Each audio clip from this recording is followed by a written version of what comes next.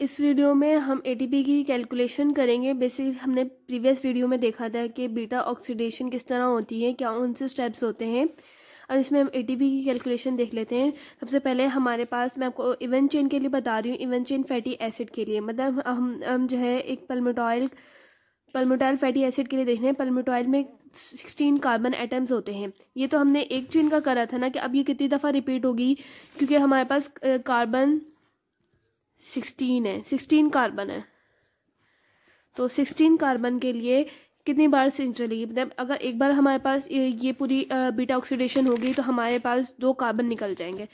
Let suppose 16 carbon है, first chain में हमारे पास 2 कार्बन निकल गए, तो 14 कार्बन बच गए। उसके बाद फिर 2 निकल गए, उसके बाद फिर 2 निकल गए, उसके बाद फिर 2 निकल गए, उसके बाद फिर 2 निकल गए हमारे पास, उसके बाद फिर 2 निकल गए, और फिर एंड में 2 और 2 रह गए। ठीक है, ये अब देखें, ये पहली बार हमारे पास साइकिल, पहली बार साइकिल में थी, ये दूसरी बार, ये तीसरी बार, ये चौथी बार, ये 5वीं बार, 6ठी बार, और ये फिर 7वीं दफ़ा। मतलब कि 7 दफ़ा हमारी साइकिल रिपीट हो गई तो हमारे पास कोई full beta oxidation of fatty acid हो जाएगी पल्मेटाइल के लिए, फॉर पल्मेटाइल, जिसमें हमारे पास 16 कार्बन होते हैं।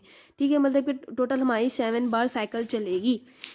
ये तो हमने देख लिया कि हमारी साइकिल कितनी बार चलेगी, 7 टाइम्स। अब एक FAD हमें मिलता है, इसमें एक NAD मिलता है, एक NADH2, एक FADH2 मिलता है। अब हम देख लेते हैं, साइकिल हमारे पास 7 बार चलेगी। लास्ट में हमने देखा था कि हमारे पास 2 कार्बन एटम बच रहे थे। 7 साइकिल जब रिपीट होती है हमारे साथ, तो 2 कार्बन एटम बच रहे थे। मतलब ये 7 दफ़ा तो हमारे पास साइकिल चलने के बाद हमें 7 दफ़ा 7 एसिटाइल कोएंजाइम A ही मिल रहे थे। लेकिन हमारे पास जब 7 दफ़ा रिपीट होती है, आखिरी बार भी हमारे पास एक और एसिटाइल कोएंजाइम A बच जाता है। तो मतलब कि हमारे पास टोटल 8 एसिटाइल कोएंजाइम A बनेंगे। एक एसिटाइल कोएंजाइम A हमें तो हर साइकिल में जो मिल रहा था, जो हम निकाल रहे थे वो था, और एंड में, सबसे एंड में हमारे पास एक और एसिटाइल कोएंजाइम A बच जाता है, जिसके बाद हमारे पे बीटा ऑक्सीडेशन ख़त्म हो जाती है। इसके बाद फर्दर बीटा ऑक्सीडेशन नहीं हो पाती, इस वजह से हमारे पास एक और एसिटाइल को A बन जाता है, इसलिए यहाँ पे 8 लिखा है। ठीक है, आपको जैसे कि पता है, एक FADH2 हमारे पास 2 ATPs हमें देता है, इसलिए हम 7 to the 14 ATPs होंगे यहाँ पे। एक NADH2 3 ATPs देता है हमें, 7 3 21। एक एसिटाइल कोएंजाइम A हमें देता है 12 ATPs। तो 12 को हम मल्टीप्लाई कर लेंगे 8 से, तो हमारे पास आएगा 96 ATPs। और इनका टोटल कर लेते हैं।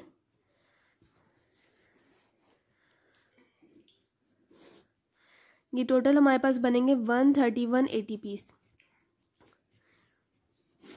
ये टोटल हैं जो हमारे पास हमें गेन हो रहा है पूरी बीटा ऑक्सीडेशन की साइकिल से 16 कार्बन एटम की पल्मेटाइल की। लेकिन इसमें से हमारे पास 2 ATPs माइनस होंगे, क्योंकि जो है हमने जब इसको एक्टिवेट करा था फैटी एसाइल कोएंजाइम A में इनएक्टिव फॉर्म से, वहाँ पे हमारे पास 2 ATPs यूटिलाइज्ड हुए थे। मैं आपको दिखा देती हूँ। इस स्टेप में हमारे पास 2 ATPs यूटिलाइज हुए थे। इस वजह से हम यहाँ पे 2 ATPs जो है माइनस कर देंगे। फिर 2 ATPs माइनस करेंगे और बचेगा हमारे पास यहाँ पे 129 ATPs, जो कि हमारा नेट गेन है। नेट पूछा जाए 129 ATPs आपको हर 16 कार्बन के लिए बता दिया। मतलब कि इसी तरह आप जो है her even chain fatty acid के लिए कैलकुलेट कर सकते हैं। ठीक है, और ये नेट पूछा जाता है कि टोटल और नेट में कन्फ्यूज मत होइएगा। ये अक्सर सवाल MCQs में पूछा जाता है कि कभी कभी वाइवा में पूछ लिया जाता है कि कितने ATPs माइनस होंगे, जो कि एक्टिवेशन में कितने लगते हैं, आप बताएंगे 2 ATPs। और उसमें हमारे पास MCQs में पूछा जाता है कि कितने ATPs हमें 16 कार्बन एटम से मिलेंगे फैटी एसिड बीटा ऑक्सीडेशन करेंगे।